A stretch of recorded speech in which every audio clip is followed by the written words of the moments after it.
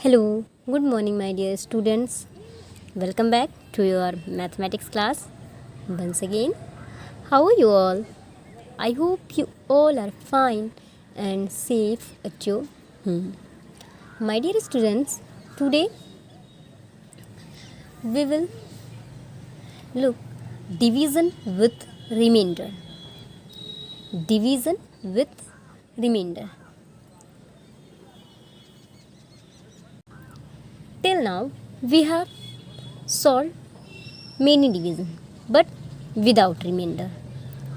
Means कि अभी तक हमने जितने भी डिवीज़न को सॉल्व किया उसमें किसी भी तरीके का कोई भी रिमाइंडर नहीं बचता था। मीन्स कि नंबर टोटली डिवाइड हो जाता था।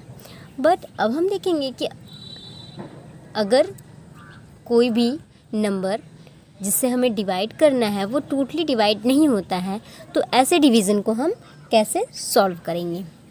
अ number does not always divide another number exactly. At times there is a leftover. The leftover is called a remainder written as small R capital R. Means कि ये ज़रूरी नहीं है कि कोई भी नंबर किसी नंबर से हमेशा तो एग्जैक्टली या पूरा का पूरा वो डिवाइड ही हो जाए। सो ऐसे टाइम पे क्या होता है कि वो पूरा का पूरा डिवाइड नहीं हो पाता है तो उसमें कुछ रिमेन रह जाता है, कुछ कोई भी संख्या बची रह जाती है तो उस संख्या को, उस नंबर को हम क्या बोलते हैं, reminder.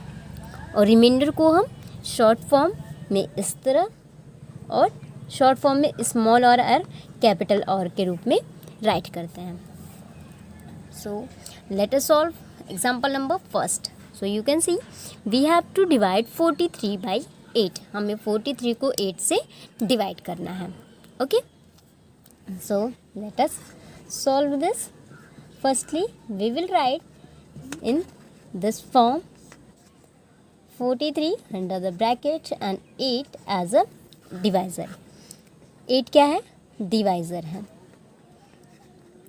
I had told you in previous class 8 divisor, 43 dividend। 43 dividend means कि जिससे हम डिवाइड करते हैं वो डिवाइज़र होता है, जिस नंबर को डिवाइड करते हैं वो डिविडेंड होता है। और इसके आगे अभी हम देखेंगे। So my dear students, here we have to read the multiplication table of 8। यहाँ हमें 8 का मल्टीप्लिकेशन टेबल रीड करना है।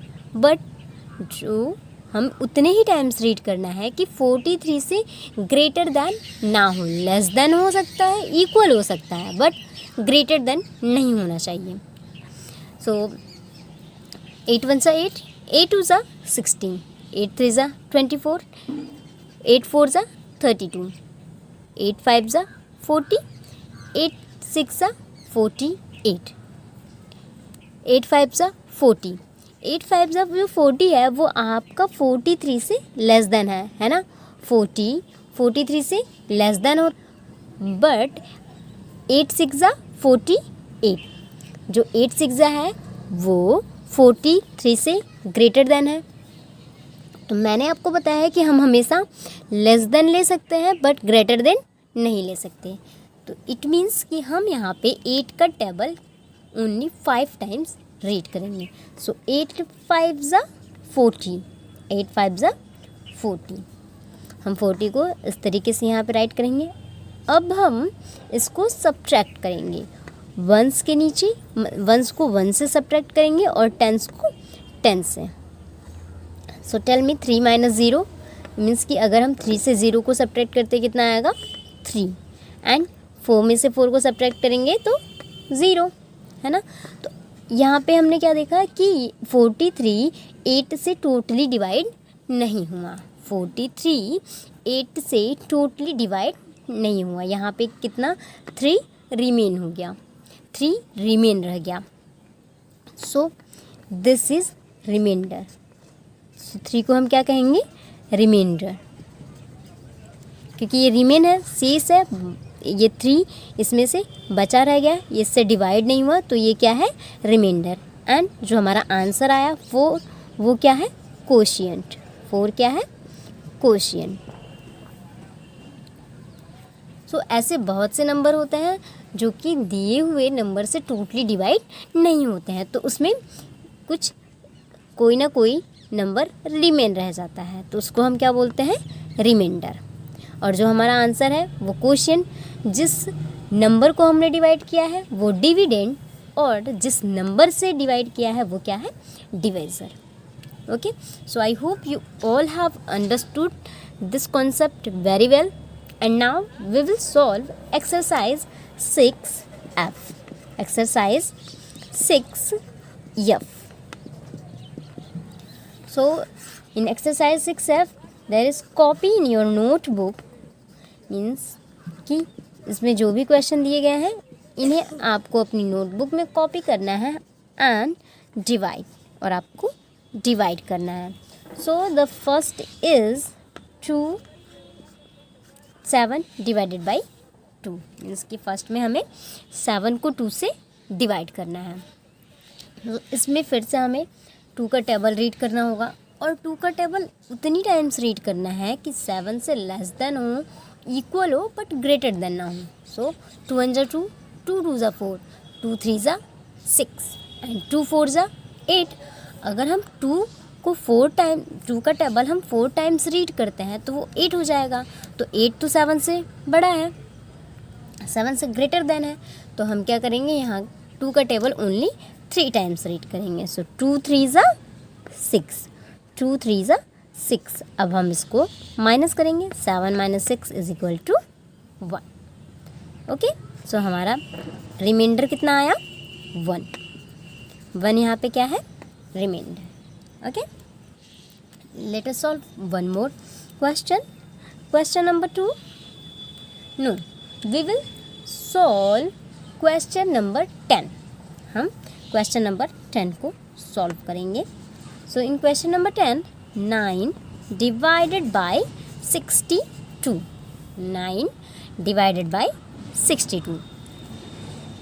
Now read the multiplication table of 9. So 9 1 9, 9 2 18, 9 3 27, 9 4 36, 9 5 45, 9 6 54, 9 7 63। तो अगर हम 9 का टेबल 7 टाइम्स रीड करते हैं तो ये 63 आएगा, और 63 62 से ग्रेटर देन है, तो इट मीन्स कि हम उससे 1 टाइम्स कम में ही, यानी कि 9 5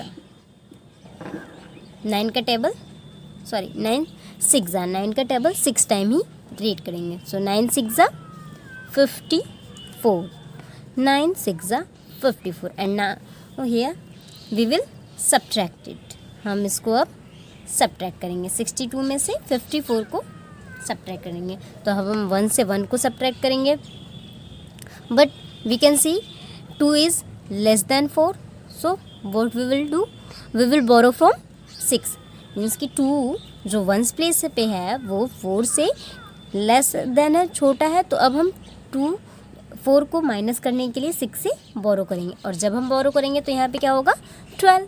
सो अब हम सब्ट्रैक्ट कर सकते हैं। सो 12 - 4 8, और यहाँ पे कितना रिमेन बचेगा, ओनली 5।